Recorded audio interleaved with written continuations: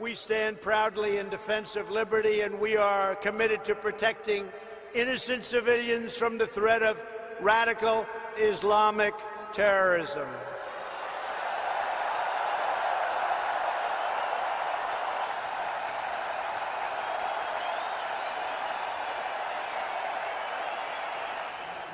Those who always, if any act of criminality, if any act of terrorism, in any act of extremism, if any act of suicide bombing is committed anywhere, they bracket Islam and Muslim Ummah with act of terrorism. And they never bracket the same other religion with act of terrorism. If the same kind of brutality is committed in America, if the same act is committed in anywhere else, I want to give this message: brutality is brutality, terrorism is terrorism, and criminality is criminality, whether committed in the lands of Islam, or committed in UK, or committed in America, or committed in Israel, or committed in any country of the world. There is two kinds of terrorism: individual terrorism, committed by few groups, committed by few organizations. We disassociate ourselves from their criminal activities. We are not with any Al-Qaeda or Taliban. We are just with Mustafa and Quran. We are not with any Al-Qaeda. We are not with Taliban. We are just with Sirah Mustafa, and we are just with Al-Quran. But on the other side, there are some states also committing acts of terrorism. We condemn individual terrorism also, and we condemn the state terrorism also. Any state in this world has no right to go forward and kill innocent and non-combatant human beings. So, message of this conference is that the terrorism committed by organization is an act of criminality, crime, and terrorism committed by the states and killing the innocent people, maybe in the name of war of terror, this is also an act of crime. We condemn this act and we condemn that act too. Islam is just about peace. Islam is just about tolerance. Islam is just about openness. Islam is just about love. Islam is just about accommodation. Islam is just about mutual trust. Islam is just about mutual respect. Islam is just about a dialogue, culture of dialogue. Ud'u ila sabili rabbika bil hikmah.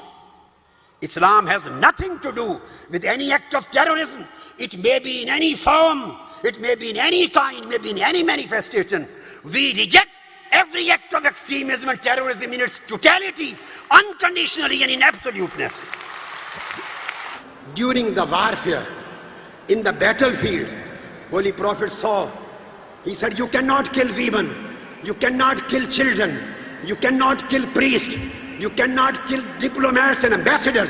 You cannot kill the people worshipping in churches and synagogues. You cannot burn the trees. You cannot burn the people. And you cannot cut down the arms. So during the warfare, during war, Islam gives a message of peace. Islam does not allow the killing of non-combatants. Islam does not allow the killing of civilians.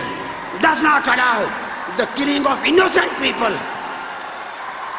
If Islam does not permit you killing of women and children and non-combatant civilians, even in the battlefield and warfare, how does Islam permit you to commit suicide bombings or to commit terrorist acts?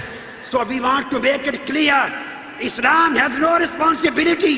If anybody is committing suicide attacks, he is a criminal. He is not representative of Islam.